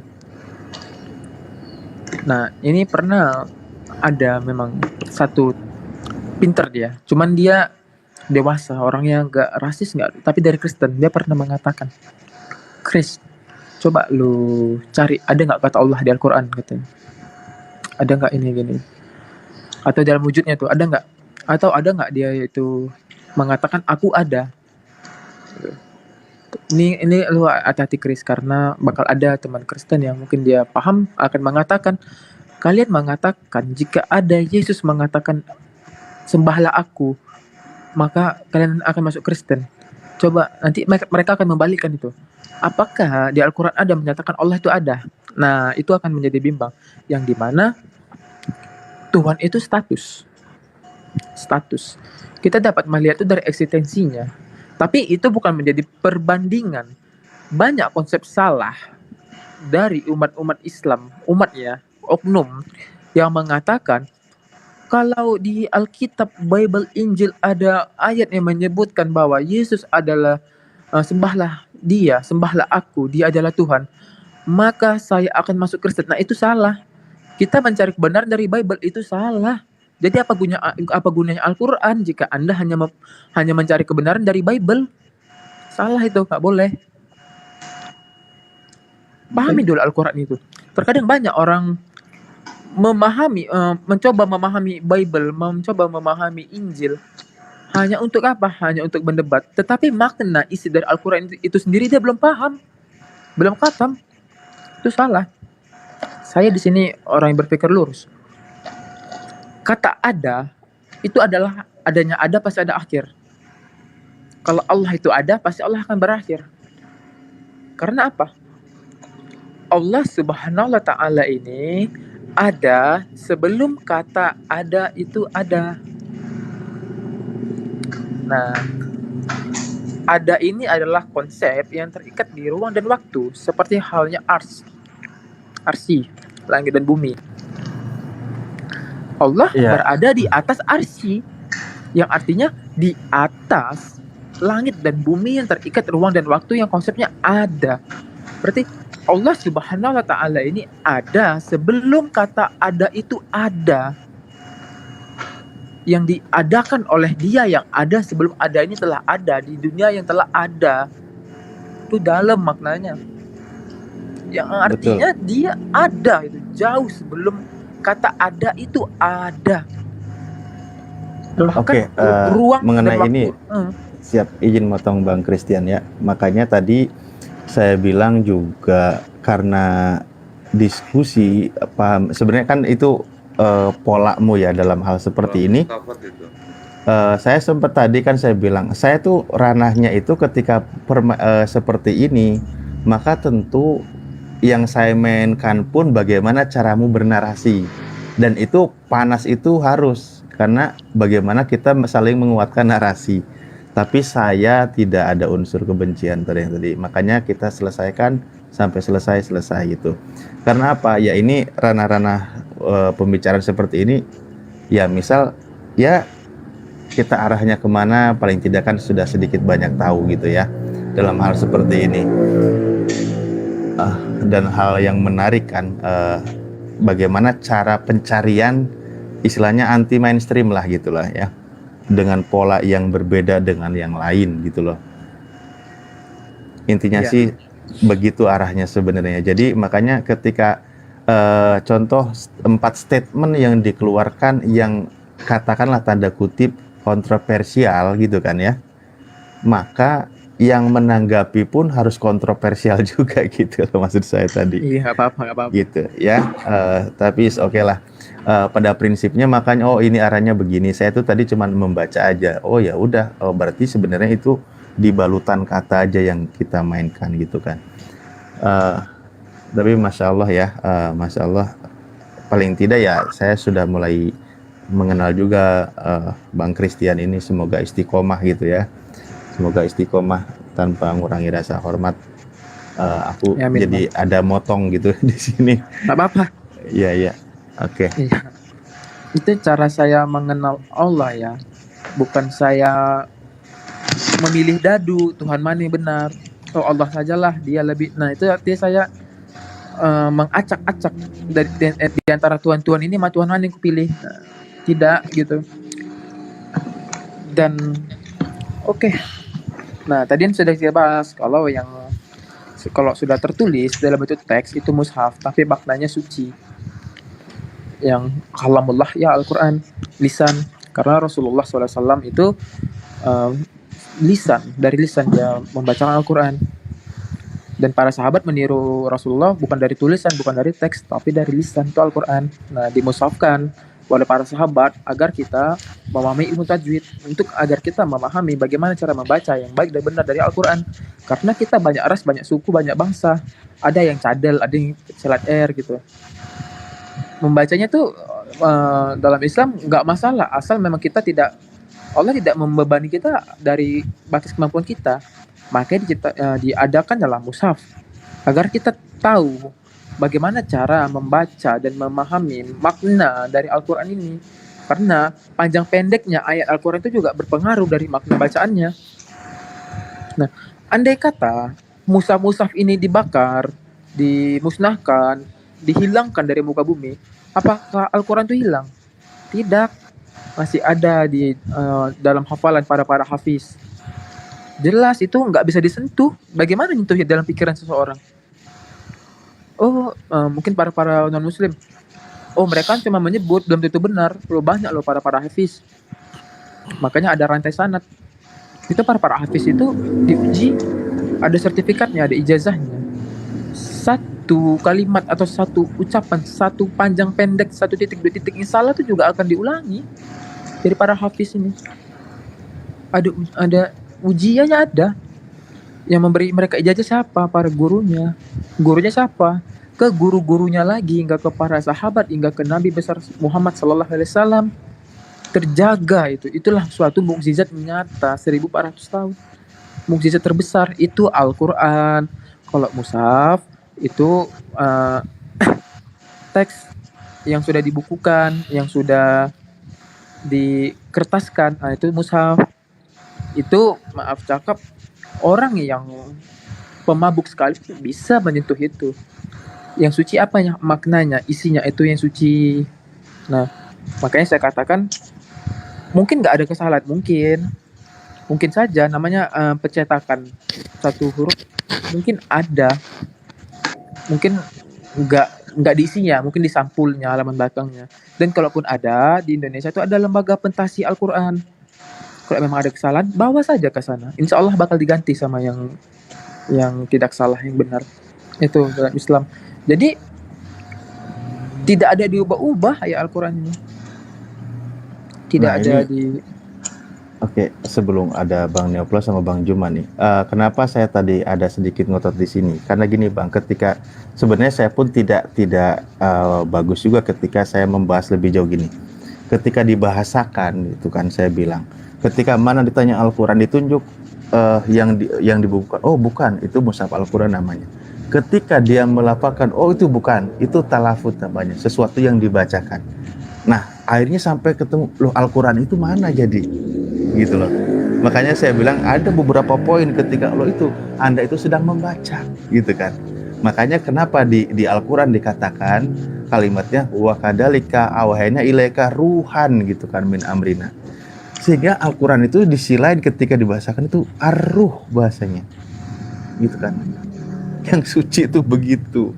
Nah, makanya tadi sebenarnya kalau mau saya bilang, tapi kan saya juga nggak suka ya sesama ketika kitab oke, itu dimainkan di diksi bahasa. Saya bilang karena apa, sebelum ada buku pun Al-Quran itu sudah disebut Alkitab. Makanya kata kitab itu tidak harus identik kepada yang ditulis gitu loh. Wallahu mi waraimuit bal huwa Qur'anum majid fi lauhim mahfud gitu. Wah, nanti itu akan lebar lagi. Disitulah kenapa kita dalam ini. Ya, saya sebagai muslim awam tentu juga ada kehati-hatian dari segi pertanyaan. Kadang sedikit banyaknya nangkap nih arahnya kemana gitu loh. Karena lisan ini justru yang kadang kita khawatir ada terpleset gitu kan dari lisan kita. Makanya itulah kenapa kita harus saling, kalau sudah dalam diskusi, bermaafan, bahkan kita kafaratul majlis dan mengulang syahadat, apalagi yang berkaitan dengan keimanan. Ya, saya sedikit agak meneruskan aja nih dari yang tadi. Ini Pak Angger saya bilang, saya diajak berputar-putar. Itu bagus kok. Sampai sama belajar lupa ke sini. Tapi itu yang membuat saya bisa membandingkan Al-Quran, bahwa nggak bisa dibandingkan. Nggak ada yang bisa menghafal Alkitab. Nggak ada yang bisa seperti Al-Quran, itu nggak ada kitab lain yang ada di dunia ini. Mungkin secara buku mereka bisa mengcopy paste, tapi kan Allah mengatakan apakah bisa membuat satu ayat seperti Al-Quran? Ada nggak? Coba. Nah, tapi bukan berarti kalau bahkan Al-Quran sendiri ya, mushafnya itu ya, kalau memang rusak, sudah tidak layak, bisa kok kita mungkin kita gunting-gunting dulu kecil-kecil, habis itu kita ini ada caranya juga, ada ininya juga untuk kita menginikannya. Jelas, karena hanya the one and only gitu Al-Quran itu. Itu yang buat saya memang ini, dan itu saya mudah dihafal, memang mudah dihafal. Saya sama Ustaz Romi yang sadarkan saya, Romi Syah. Nah, itu seminggu saya di challenge, coba Chris kamu hafal An-Nas kan. Oke. Seminggu kemudian saya bilang, Ustaz saya mau pamer dulu. Kenapa? Saya bacakan surat ayat kursi, An-Nas, Al-Falaq sama Al-Kafirun. Tapi Al-Kafirun saya masih muter-muter situ karena Tapi saya bilang, maaf ya Ustaz, saya bilang, saya masih iqra, tapi saya dalam melafalkan Al-Quran, saya dengan nada, dengan lantunan, itu membuat saya lebih mudah, boleh nggak? Boleh-boleh saja, cuma lebih pahami dulu maknanya. Oh iya, gini. Tapi saya begitu cara. Tapi benar, itu memang mudah dihafal. Mukjizat yang nyata. Benar-benar suatu ya mukjizat. Benar itu di surat Al-Qamar itu. Kok bahwa sungguh pasti kami mudahkan Al-Quran ini untuk diingat, dipelajari. Maka apakah ada yang mau mempelajarinya? Benar itu. Dan dulu saya meragukan itu, nyatanya memang benar. Makanya nggak heran kok ada anak kecil. Justru saya susah menghafal Bible Injil dulu. Saya coba, nggak ada, susah. Apalagi ada namanya footnote, catatan kaki di Bible di Injil, sejarahnya ada. Kayaknya saya lebih suka bahas sejarah Bible sama teman-teman yang non Muslim. Ayo kita bahas sejarah non Muslim, Bible, Injil, daripada ada macam-macam Al-Quran. Saya saja susah loh memahami Al-Quran. Nggak semudah itu menafsirkan Al-Quran. Ini Anda Bible Injil saja Anda belum paham, tetapi Anda sudah sok-sok mencoba Al-Quran. Nah itu, saya tidak suka orang seperti itu. Terlalu pede mencoba ayat Al-Quran. Tapi dengan itu sih cara saya mengajak teman-teman mengenal Islam, tapi tidak langsung ke ini Islam agamanya gini, enggak gitu. Mencoba dulu dia, benar-benar menjadikan dia netral. Ya, sama seperti Nabi Ibrahim yang dimana dia menghancurkan seluruh patung dengan kapak, dan kapak itu hanya satu patung yang disisakan dia, dan di satu patung itu diletakkan dia kapaknya itu. Dah dia pergi. Terus para penyembah Raja Namrud ya itu marah. Wah, siapa yang menghancur? Oh, pasti Ibrahim, karena sebelumnya dia membawa ajaran baru, Islam, menyembah Allah gitu. Di sidang itu Ibrahim dibawa. Hai Ibrahim, benarkah kamu yang, ini secara singkatnya ya, hai Ibrahim, benarkah kamu yang menghancurkan ini? Kenapa Anda berani menuduh saya seperti itu? Ya siapa lagi yang ini katanya. Nah coba Anda lihat, di situ ada satu patung yang memegang kapak, dan patung-patung Tuhan yang lain itu hancur. Ya, terus apa gitu? Ya, bagaimana mungkin Anda menyembah patung yang dia bergerak, bahkan untuk membela dirinya saja tidak bisa, bahkan untuk teriak minta tolong saja tidak bisa? Bagaimana Anda menyembah itu? Itu sudah terlalu dalam maknanya tuh. Itu tentang ya bagaimana mungkin kita menyelamatkan kan gitu ya? Bagaimana mungkin kita menyembah Tuhan yang menyelamatkan dirinya saja tidak bisa? Meskipun dalam konteks ada yang mengatakan itu membanggakan hukum Torah, ada itu sebagai penebusan, sebagai, saya paham benar konteks Trinitas paham. Boleh kita adu di sini konsep Trinitas. Paham. Dan Yesus sendiri tidak ada mengatakan konsep Trinitas. Itu disebutkan oleh, astaga saya lupa namanya. Konsep Trinitas itu cocokmologi itu namanya. Dan ya kok sekarang saya lebih ke Isa alaihi salam ya, memahami. Meskipun ada beberapa diksi. Dan kalau ada yang salah atau ada yang berbeda jalan ceritanya, itu saya jamin itu hanyalah sebuah karangan. Saya paham benar visi misi si Paulus ini. Ya intinya saya sudah belajar itulah, saya sudah paham. Mungkin segitu dulu. Ada banyak kurangnya, saya mohon maaf. Saya juga manusia, nggak luput dari kesalahan. Dan ya saya orang yang berpikir lurus, dan saya tidak mau sesat-sesatkan orang lain, mengkafir-kafir lain. Dan saya sering difitnah Oten juga, saya difitnah mualaf abal-abal, saya difitnah Syiah karena saya berteman dengan teman-teman Islam yang Syiah. Saya difitnah Syiah karena saya tidak menghujat Syiah. Saya difitnah Oten karena saya di rumah saya tidak menghina Oten, tidak menghujat Oten. Saya difitnah Oten.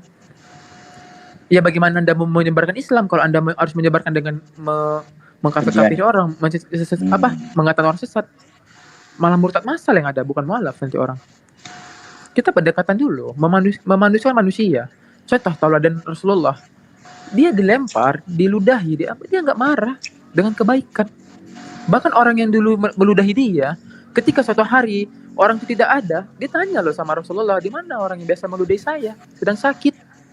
Dijenguk sama Rasulullah, diapakan? Didoain sama Rasulullah. Bayangkan bagaimana memanusiakan manusianya dari Rasulullah. Dari situ orang akan berpikir, wah, agama apa yang dianut orang ini? Kenapa dia begitu baik? Kenapa dia tidak marah? Di situ kita harus berpikir. Tidak dengan merasa sok hebat. Sementara kita mayoritas, kita bisa menindas minoritas. Kita hargai saja dulu. Mungkin itu saja dulu. Ya, wabillahi taufiq wal hidayah. Assalamualaikum warahmatullahi wabarakatuh. Waalaikumsalam. Waalaikumsalam warahmatullahi wabarakatuh. Masya Allah. Sedikit saya Bang Amir sebelum saya pamit ya. Jadi pertama saya mengucapkan banyak terima kasih dan bersyukur kepada Allah dipertemukan dengan adik-adik saya ini yang mu'alaf. Tentu mereka mu'alaf ya, kita lihat dari penjelasan penjabaran mereka, dari lisan mereka kita mengetahui bahwa mereka ini dapatkan hidayah bukan karena faktor di luar daripada apa yang biasa orang pikirkan tentang para mu'alaf. Mereka ini adalah orang-orang yang menggunakan akal sehat, yang kemudian dari akal sehat itu menjadi cahaya untuk mendapatkan hidayah. Nah, terkait dengan Al-Quranul Karim, sedikit saya mengatakan bahwasanya Al-Quran itu menjelaskan kepada kita umat Islam itu ya, banyak hal yang bisa kita jadikan sebagai acuan. Bismillahirrahmanirrahim. Innama yaftaril kaziba alladzina la yu'minuna bi ayatillah wa ulaika humul kazibun. Sesungguhnya yang mengada-adakan kebohongan itu hanyalah orang-orang yang tidak beriman kepada ayat-ayat Allah, dan mereka itulah pembohong. Jadi yang diurai di sini di ayat ini, surah An-Nahl ayat 105 ini, itu terkait dengan orang yang senantiasa memperolok-olokkan ayat-ayat Allah. Nah, kemudian Al-Quran juga menerangkan dirinya, wa ma kana li basyarin ayyukallimahullahu illa wahya aw min wara hijaban aw yursila rasula fayuhya bi isni ma yasha innahu aliyul hakim. Jadi tidak patut bagi manusia apapun kedudukannya dia, nabi, rasul atau apapun itu, bahwa mereka ini berbicara langsung kepada Allah. Ya, kecuali Allah itu berbicara kepada mereka melalui perantaraan wahyu, tabir, dan juga mengutus malaikat sebagai utusan. Lalu kemudian diwahyukanlah apa yang Allah kehendaki untuk diwahyukan kepada mereka. Nah, ini nyata sekali bahwasanya kita umat Islam memahami Al-Quran seperti yang diterangkan oleh adik-adik kita yang mu'allaf ini, bahwa memang Al-Quran itu adalah merupakan satu mukjizat yang masih bisa dirasakan oleh manusia pada saat ini. Kalau mukjizat-mukjizat Nabi yang lain luar biasa, tapi itu tinggal cerita yang ada dalam kitab suci dan juga cerita yang selalu dibawa oleh umat daripada yang mengaku dirinya sebagai penerus agama yang terdahulu. Nah, untuk itu saya katakan bahwasanya ya Al-Quran itu hanya untuk orang yang berakal ya. Al-Quran tidak bisa dipahami oleh orang yang tidak menggunakan akal. Kalau hanya berdasarkan imani saja terhadap Al-Quran itu bisa, tapi tidak sampai kepada esensi iman yang kualitasnya berbeda dengan orang-orang yang memahami Al-Quran itu dengan akal sehat. Karena memang ya itu tadi, Al-Quran itu diperuntukkan untuk mereka yang berakal sehat. Saya kira gitu, sahabat-sahabat sekalian, dan juga yang Waalaikumsalam warahmatullahi wabarakatuh. Dan yang tadi sangat menarik ya, ketika sejarah atau riwayat Nabi Ibrahim alaihissalam, di mana patungnya tidak mampu berkata, tapi ada yang mampu berkata, tapi tetap aja dituhankan. Aku tidak dapat berbuat apa-apa dari diriku sendiri. Itu karena apa? Karena doktrin, karena dogma dan seterusnya, dan kebencian terhadap Islam itu sendiri. Kalau saya pribadi, saya mengakui ya, dalam perjalanan hidup saya gitu, ada keras terhadap orang-orang yang senantiasa menyebut nama mereka dengan penganut agama Kristen atau Kristiani, dan itu bisa disaksikan hampir setiap hari. Apakah karena saya benci kepada mereka? Tentu tidak. Justru karena saya cinta, justru karena saya sayang, kasih kepada mereka, sehingga terkadang saya pun ikut arus mereka untuk kemudian melakukan penekanan terhadap hujatan dan apapun yang mereka nisbahkan kepada Islam, khususnya Allah, Rasul, dan juga Al-Quranul Karim.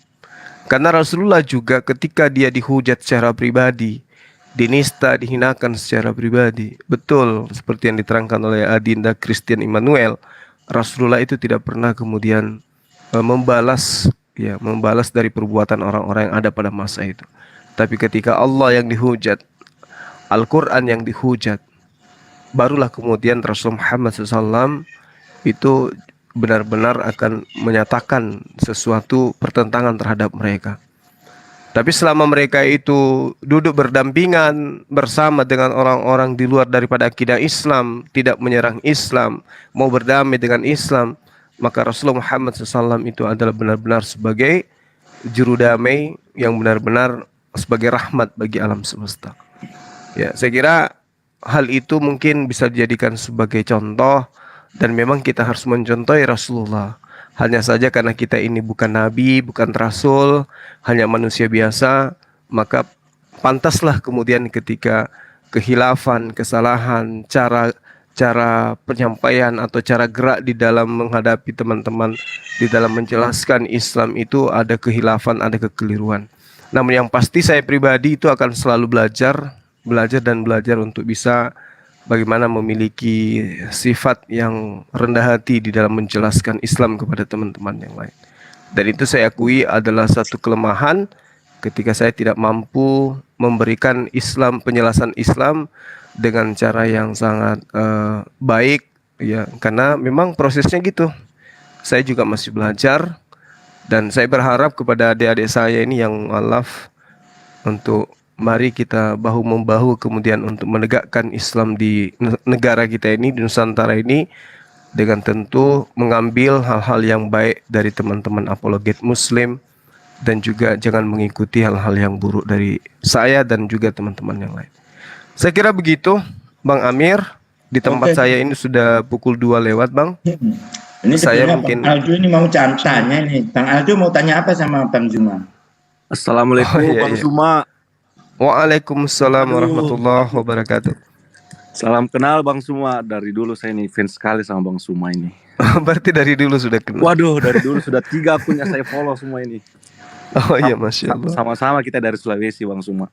Jadi gini, jadi saya sedikit cerita ya Bang Zuma ya. Jadi mama saya kan ini orang Betawi asli. Nah kakek saya ini orang Toraja.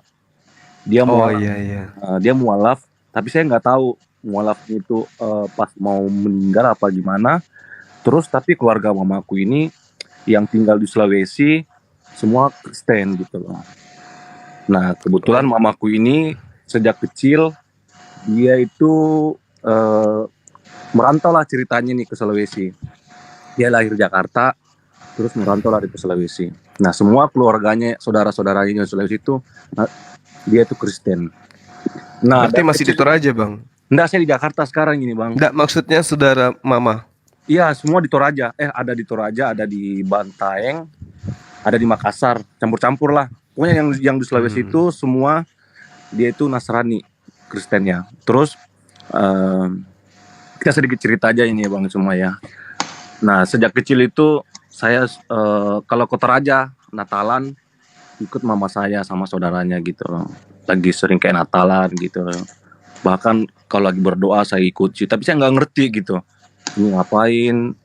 Waktu SD itu saya masih SD itu. Jadi keluarga saya juga itu ada Kristen gitu. Hampir juga saya, mama saya juga masuk Kristen. Terus gimana ya kalau di flashback kembali, kira-kira kalau kita kan lahir, kita nggak tahu ya, kita ditentuin apakah masuk Islam apa Kristen gitu loh. Gimana kalau kira-kira waktu masih kecil itu saya disuruh masuk Kristen juga? Jadi saya selalu berpikir kalau lihat Bang Suma tuh apa namanya kalau lagi live gitu, astagfirullah, untung saya nggak di apa namanya nggak disuruh gitu loh untuk masuk Kristen gitu. Untung alhamdulillah. Jadi gitu aja sih. Nah terus saya pengen bertanya juga ini Bang Suma. Saya kan di Jakarta nih sekarang. Kebetulan mamaku di Sulawesi. Kalau kita pernah juga saya kan kerjanya fotografer ya Bang Suma ya. Klienku tuh banyak Kristen juga, Chinese gitu. Pernah saya juga ada satu acara gitu, acara Natalan. Jadi keinget lagi gitu loh. Kayak antara apa ya? Kayak 2 tahun belakangan ini sebelum COVID lah ceritanya. Kalau Natalan tuh saya ikut di apa namanya, ikut ngeliput gitu loh, fotoin orang lagi ibadah gitu-gitu. Saya ingat lagi kayak antara sedih juga sih, antara senang juga. Selalu berpikir astagfirullah, kok begini ya. Untung saya nggak ikut juga gitu loh, apa namanya, masuk Kristen gitu. Karena dari kecil itu saya udah di dalam lingkungan itu. Pasti Natalan tuh pasti saya di Toraja.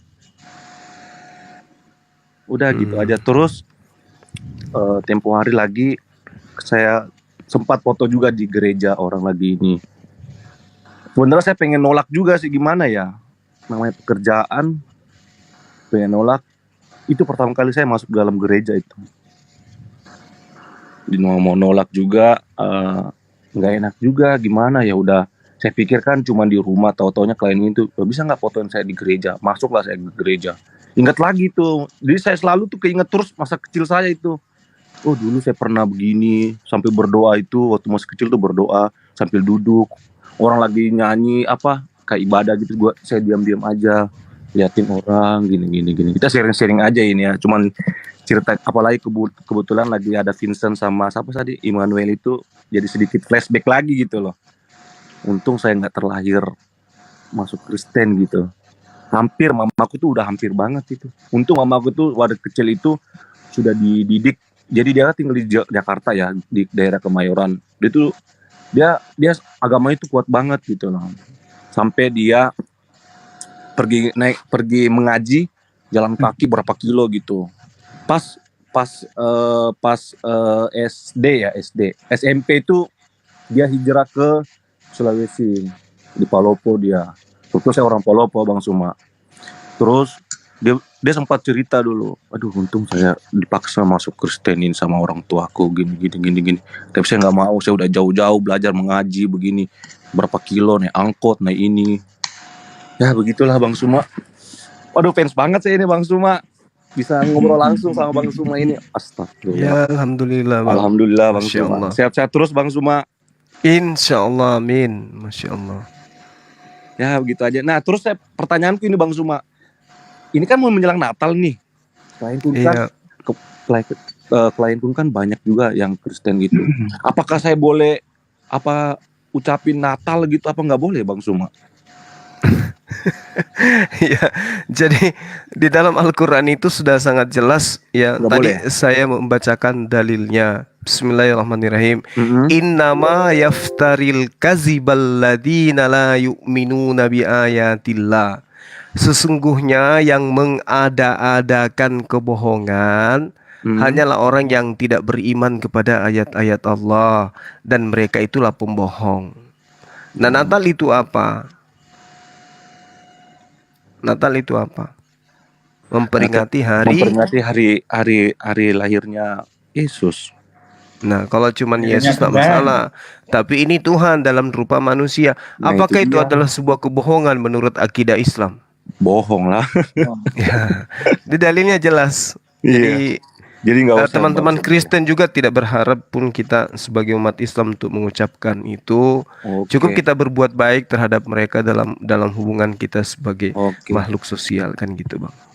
Aduh. Mereka paham kok. Tiap malam ada batasan-batasan. Bang Zuma ini live, aduh seneng banget saya ini Bang Zuma. Suatu saat kalau ada rezeki, insya Allah ya Bang, saya bisa ketemu lah Bang Zuma kalau saya pulang. Amin. Amin. Dah itu aja sih, cukup itu aja sih kalau saya mah.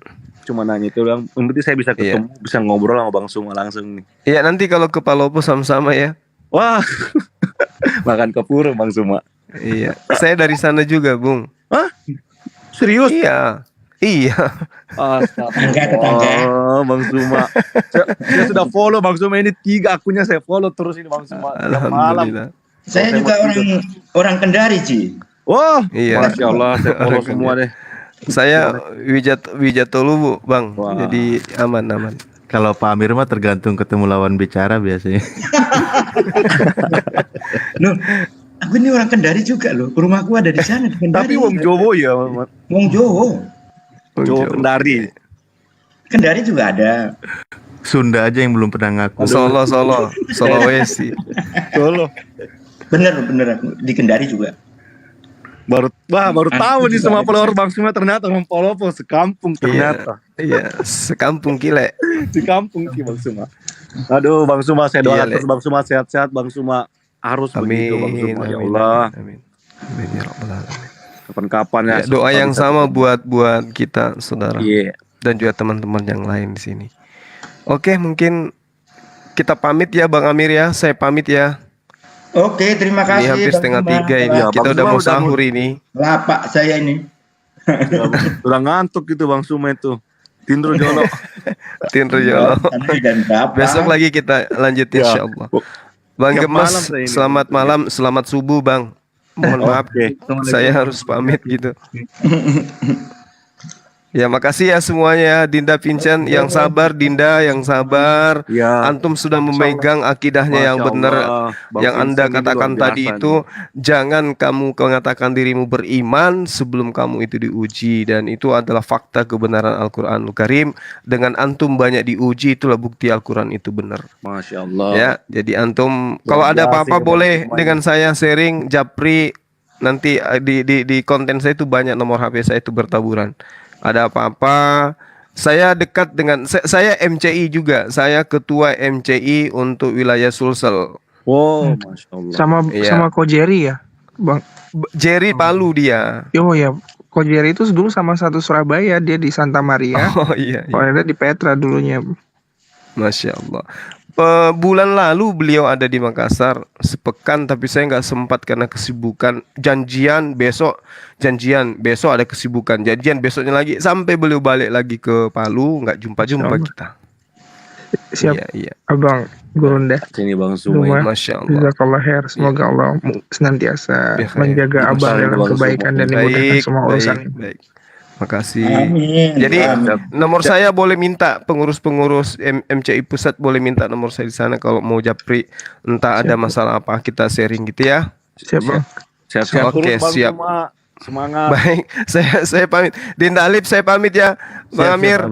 Ya, assalamualaikum warahmatullahi wabarakatuh. Waalaikumsalam warahmatullahi wabarakatuh. Halo.